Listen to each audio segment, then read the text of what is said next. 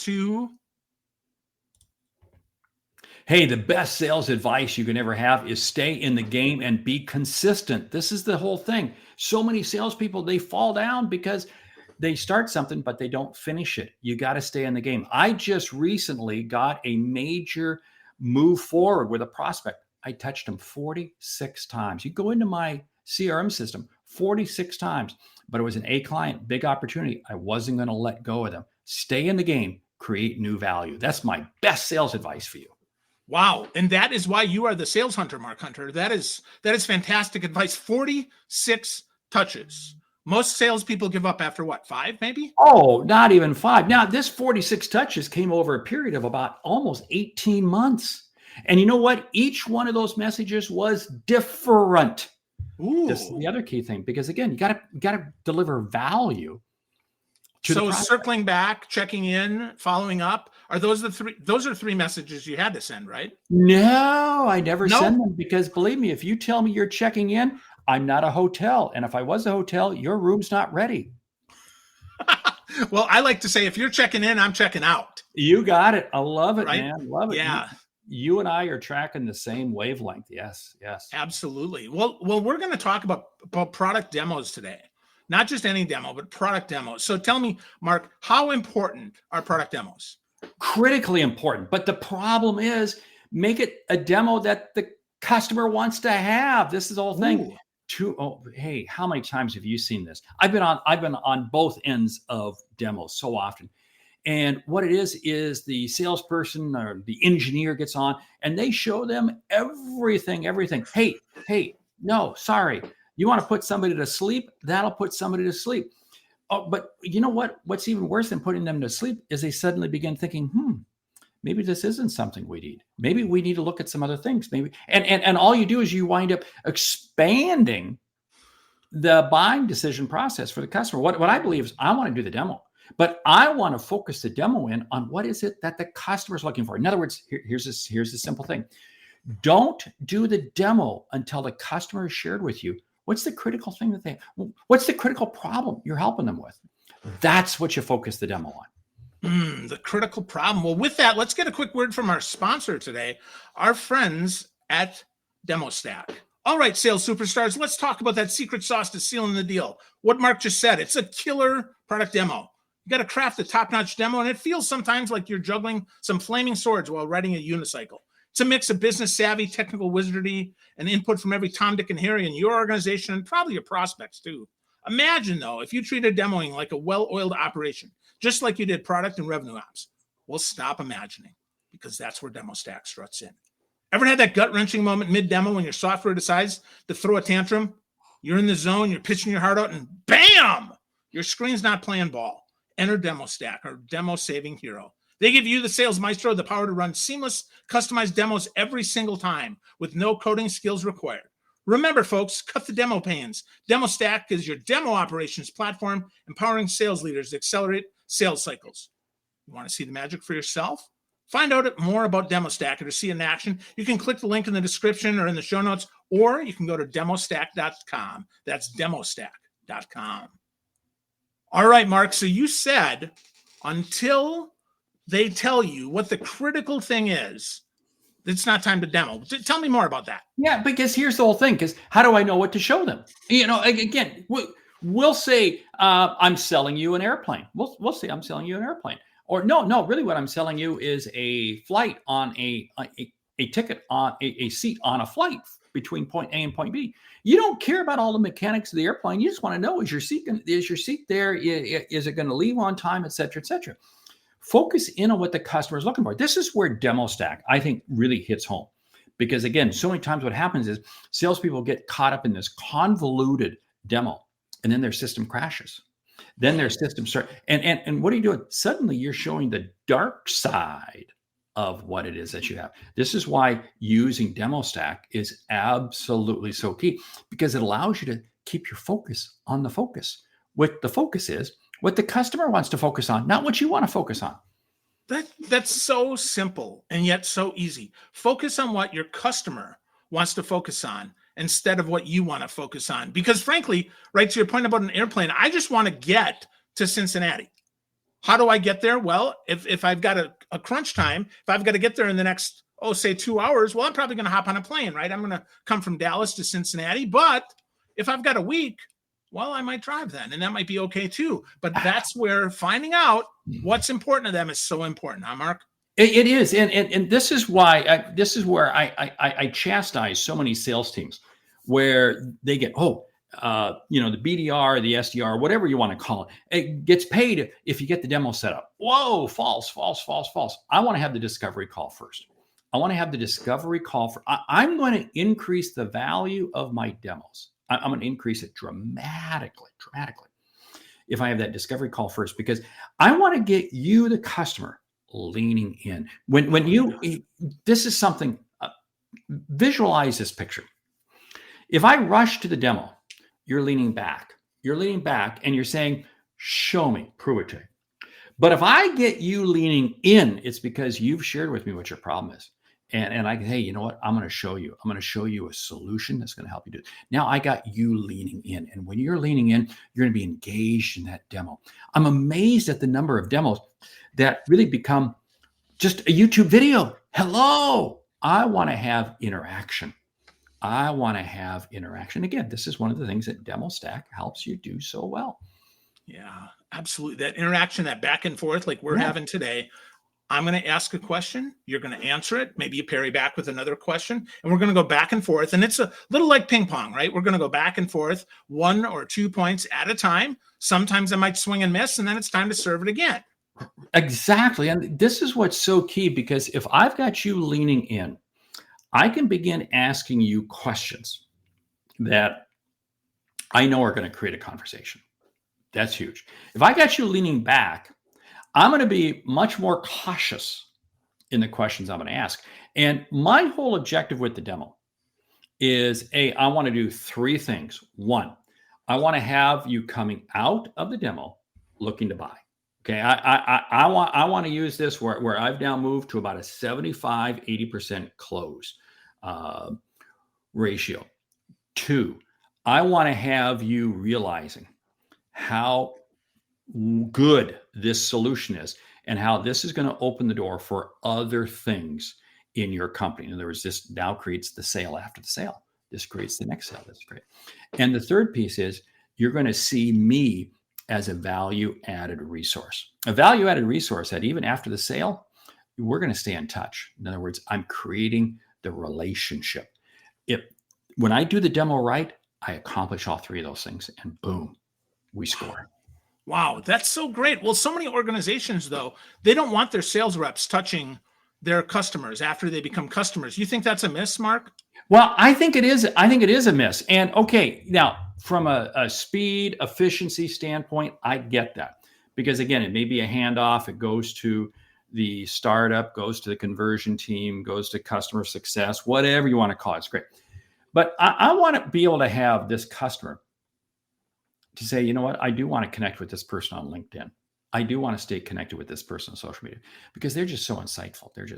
And it may not be a formal relationship. I like it when it's formal, but it may be an informal that at least we're going to remain in touch, because you know what's going to happen?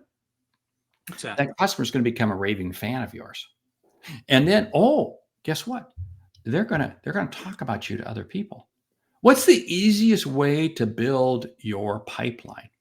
Referrals, right? Exactly. You have other people talking about you.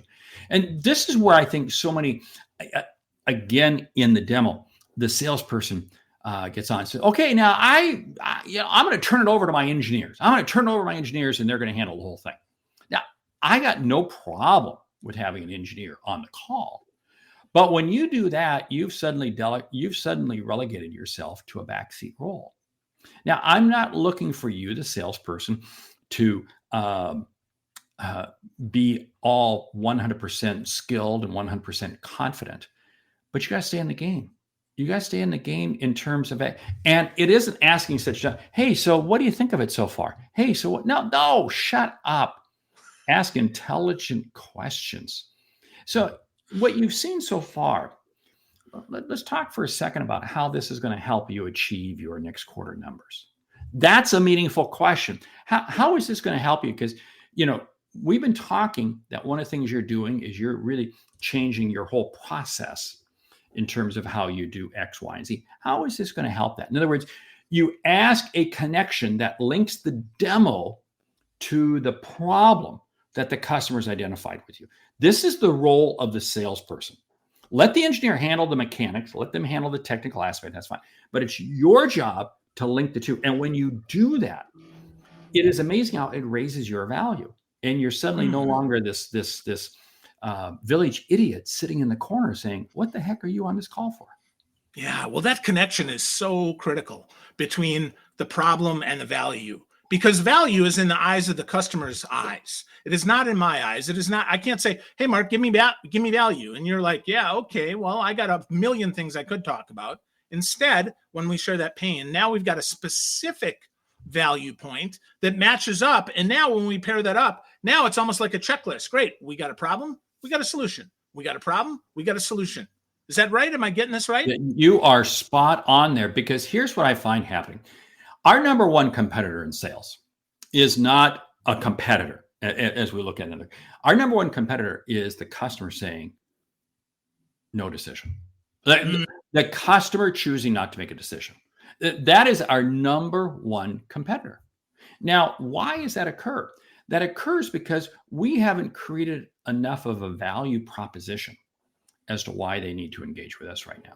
I've got this situation that I'm chasing right now with a client, and they want me to come in and do a lot of work for them. Great. But they're saying, you know what? We kind of need to wait until the season slows down. We're in peak season and we're going to wait till like December. And I'm going, hold it. And I come back and I paint the picture relative to the issues that they've laid out for me. And you go, oh, yeah, you're right. We do need to start this. We're going to have to juggle some things around the calendar, but we're going to get this going. Bingo.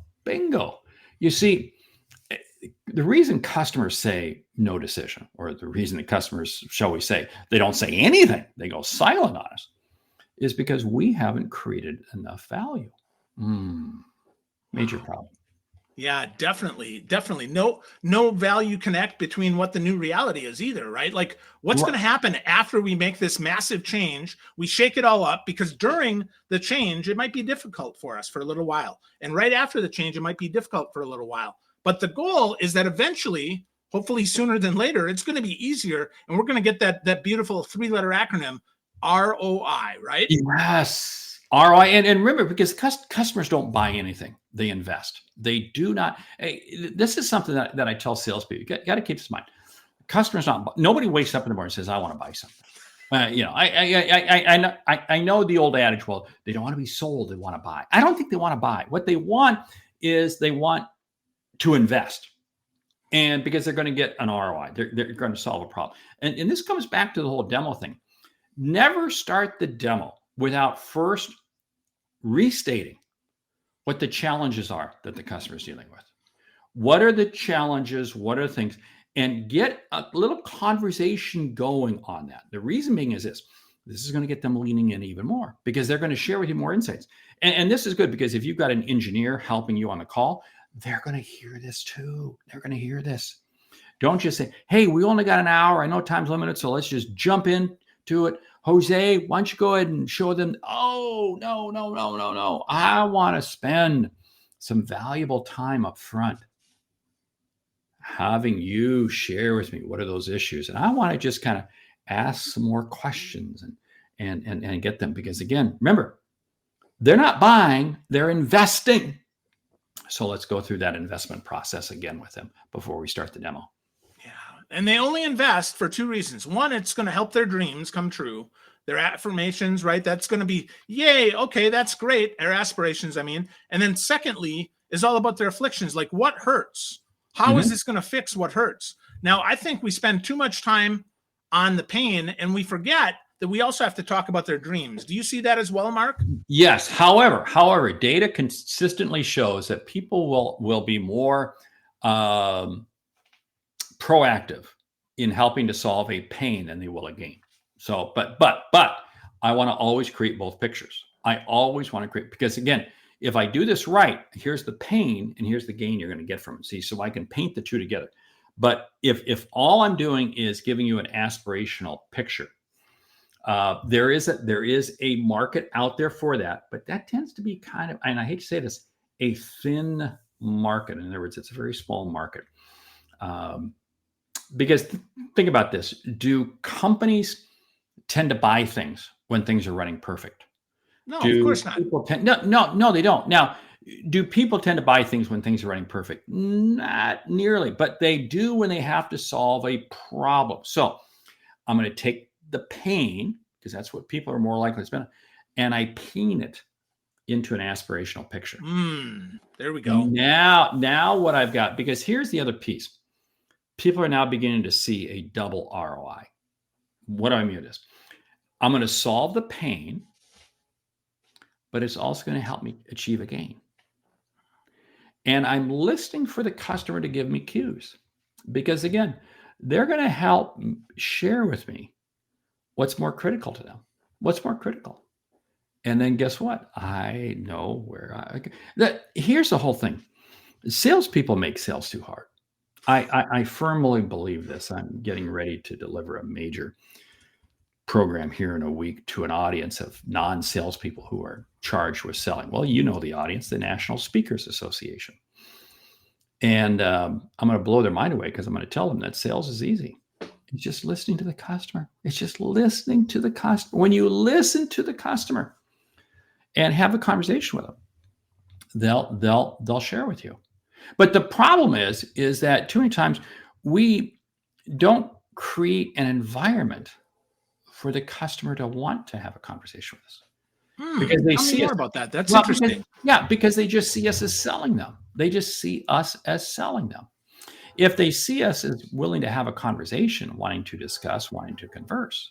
I was on the phone yesterday, CEO of a company, and we had a great conversation. And he's sharing with me different issues and different things. I go, oh, wow, it's very interesting. And I began to say, hey, you know what? I've got some ideas. I've got some really some things that I believe are really going to help you. He said, really? Yeah. He said, well, let's get another time set up to talk. He said that, let's get another time set up. Whoa. Because what did I do? I spent like 30 minutes with this gentleman on the phone, and we were just talking. He was sharing me. And he started the phone call up. I said, hey, I've only got about 10 minutes. But we were on the phone for almost 45 minutes. Now, why did that happen? Was it because he liked me? I guess he did.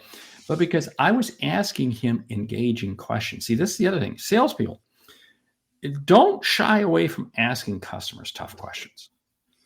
We have this this built-in desire that I don't want to lose this prospect, so I'm going to gingerly take them through the process. And what does that do? That has you putting in your pipeline prospects that aren't going to go anywhere, and you wind up with a sewer pipe. I want to disqualify you quickly.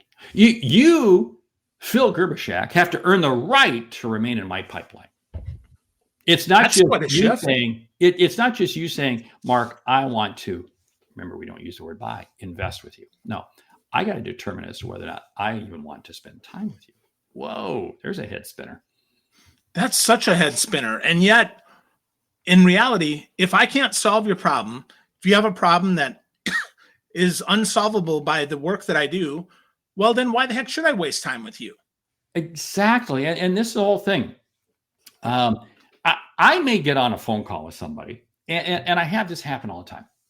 And I go, yeah, you know what? I'm just not the right person. But let me refer you to somebody. Let me refer you to this company. Let me refer you to that.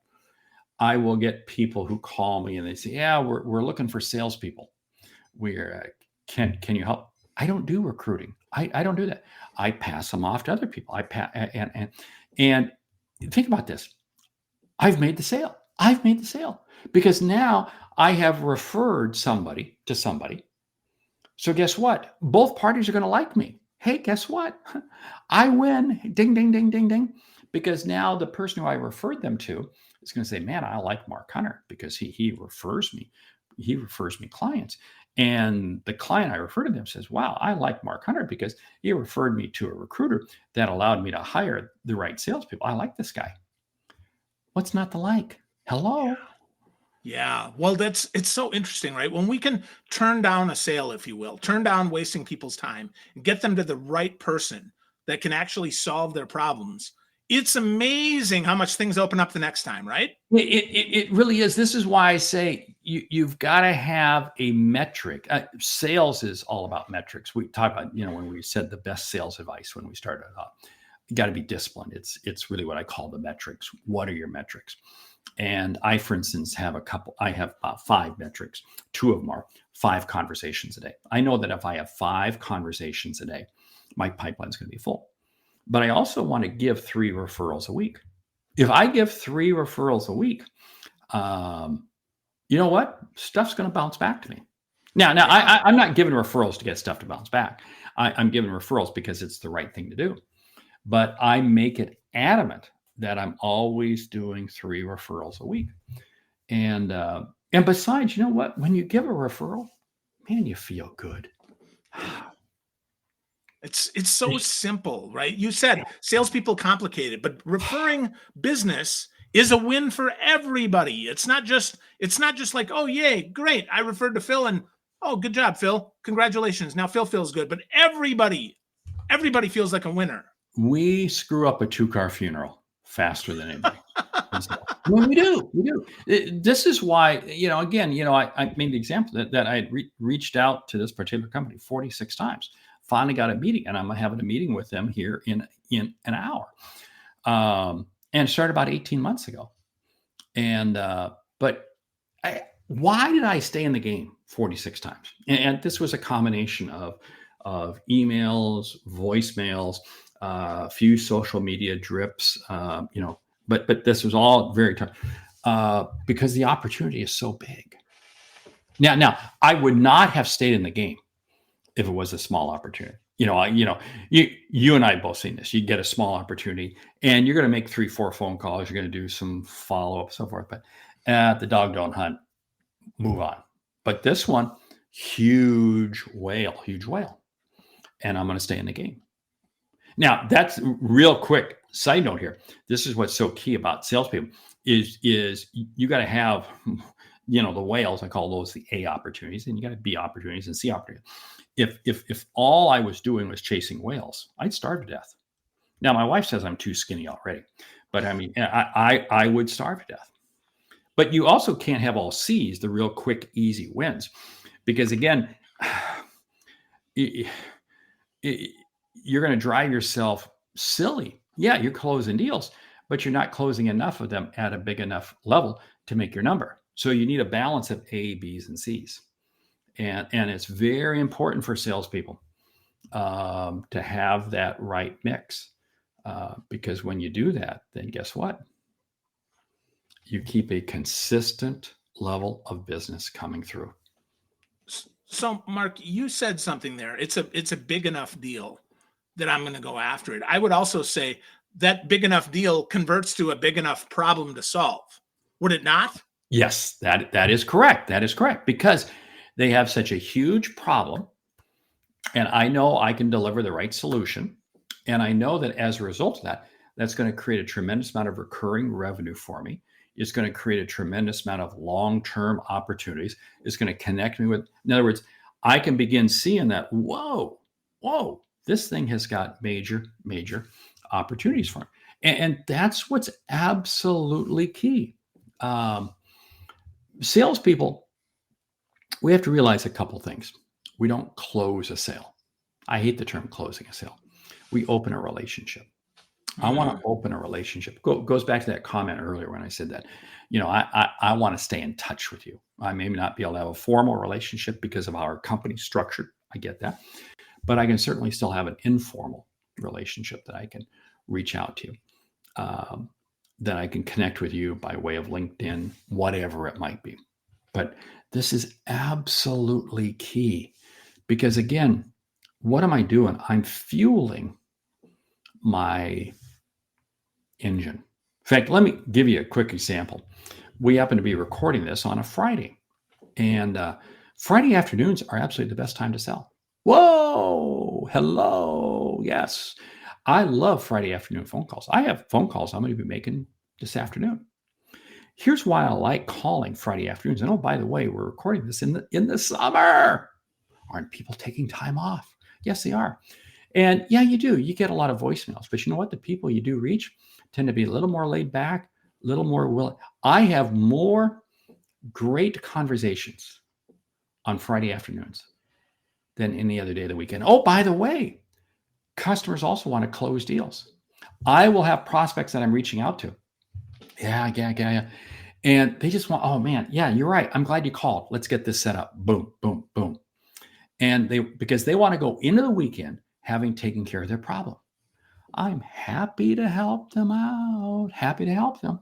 So, I mean, don't ever think for a moment that you can't reach out and call somebody. I can make the same valid argument for Monday. People say, Monday morning's not a good time to call people. I can make a great argument but man, I'll tell you what, here's the deal. If you have the ability to help someone, you owe it to them to reach out to them. You owe it to them to reach out to them. Now, I'm going to go back to something. This is absolutely fascinating. Yesterday morning, I looked at my CRM system and this opportunity that we've been talking about. I was not actually scheduled to reach out to them, according to my cadence, for another week and a half. It was going to be the end of next week. That's when I was reach out to them. And I thought, what the heck? I'm going to go ahead and reach out. I'm going to reach out to her right now. Boom. And it's very interesting. What was very interesting was I got an auto reply that the person was out until the end of next week. All right, well, about 10 minutes after I sent it, she sent me back a note. Hey, Mark, I'm introducing you to so-and-so who's going to have a conversation with you. Get this set up ASAP. Wow. Now, here's a couple things I learned right there. One, I broke the cadence. Yeah, I went faster than I had in my CRM system. I went faster. Two, it was an auto reply, but you know what's funny? She still responded. So maybe those auto replies aren't quite so auto replies that I'm out of office. You know, that response we get. And the person sent me back the other note. And she said, hey, Mark, love to catch up with you either tomorrow, Friday, or next week. Well, guess what? I would even change this time with you, Phil. To have this call with that person. So you bet I jumped on it. And that's the other thing. Salespeople, I'm sorry, I'm on a tangent here. Don't allow moss to grow under your feet in between calls. So many times what happens, and this happened with this VP of sales, this CEO I was talking to yesterday. I said, hey, let's get back together. And I didn't say, what's your calendar look like a couple of weeks from now? I said, let's get back together. Now, in full disclosure, this CEO happened to be in India, happened to be traveling in India. Oh, wow. Well, yeah. Again, we were catching at a weird time, but he took the call again because he knew I was going to bring him some value.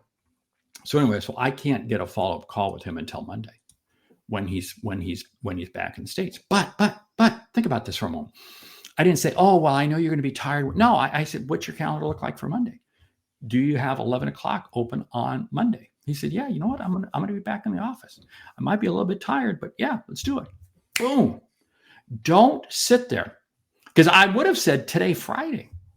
But he said, well, I'm going to be traveling back. I'm going to be traveling back to the States. Don't sit there and waste. Because here's the whole thing.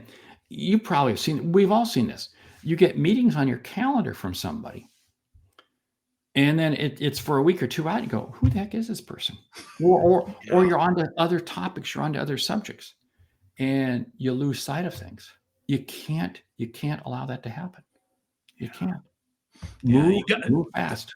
Well, that's your whole point about being consistent. Be It consistently fast. Get in front of people. Recommend something that's closer than further. Yeah. And actually help people, right? You said if you help someone, you owe it to them. If you can help, you should. Yeah. People, I say, let me put this example. If you have the ability to help someone, you owe it to them to reach out to them. If you were driving down the road and you saw an auto accident happen right in front of you, you would stop. You would grab your phone and you call 911. But you would, even if you were not a medic, even if you had no medic, you would still help to make sure, hey, are people okay, et cetera, et cetera. This is the approach we have to have in sales. And this is why, if I know who I can help and I know how I can help them, give me as many of those people as possible. I'm reaching out to them. Yeah. I'm reaching out. I want to help. Yeah. Absolutely, Mark. And I know you always want to help, which is why you're here today. So with that, Mark, give us one more way that we can be consistent with our sales. And before you do that, I want you to think about that. Now, friends, if you're not familiar with the Sales Hunter, well, I don't know where the heck you've been in sales, but check out thesaleshunter.com. Get to know my friend Mark Hunter. Mark is full of insight as it comes to sales and being consistent and helping with your demos. So, Mark, what's your final piece of advice for being more consistent? Final piece of information. Spend more time developing the questions you want to ask than the information you want to share. Bingo.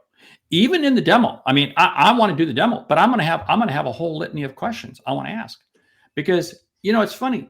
If I call you and I get you answering questions, you're not going to hang up on yourself. If I get you and I just start blabbering away about how wonderful I am, you will hang up on me. Spend more time developing the questions, and the questions you want to ask are questions that they can't answer and you can't answer. Think about that for a moment. So many times salespeople love to ask questions that the customer can't answer, but they can answer. It's the way they look so brilliant. Oh, come on. Customers know that game. Ask them questions that they can't answer and you can't answer. What's that going to do? It's going to create a conversation. That's how you get sales. Awesome. Thank you, Mark. As always, it is great to spend time with you. Folks, check out thesaleshunter.com. Get to know Mark Hunter.